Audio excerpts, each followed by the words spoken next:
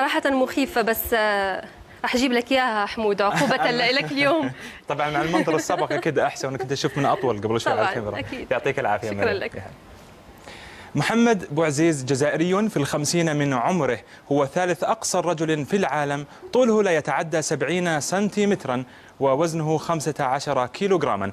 أما طموحه فهو دخول موسوعة غينيس للأرقام القياسية. نتابع. لا يكترث لهموم الدنيا ومتاعبها، شغوف بالحياة إلى أقصى حد على الرغم من قصر قامته، إذ لا يزيد طوله عن 70 سنتيمترا ووزنه عن 15 كيلوغراما. يتحمل محمد بوعزيز بمفرده عبء جميع نشاطات الحياة اليومية، حتى ولو تسببت قامته القصيرة في عرقلة حركته.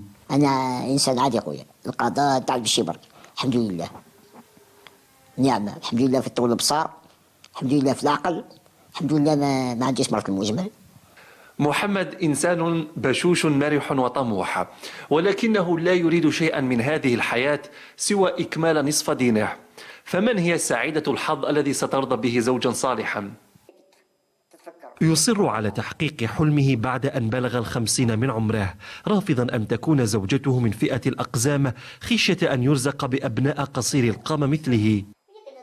أطلب من ربي إن شاء الله نتزوج الزواج، قلت لكم نروحوا نتقابلوا، يا تقبل ولا نقبل إن شاء الله. شو نقول لك؟ يا أخي اطلب حقها، البيت، المعيشة، الشروط نتاعها، ودي بيننا وبين الله. الحمد لله، واش تزيد فوقك؟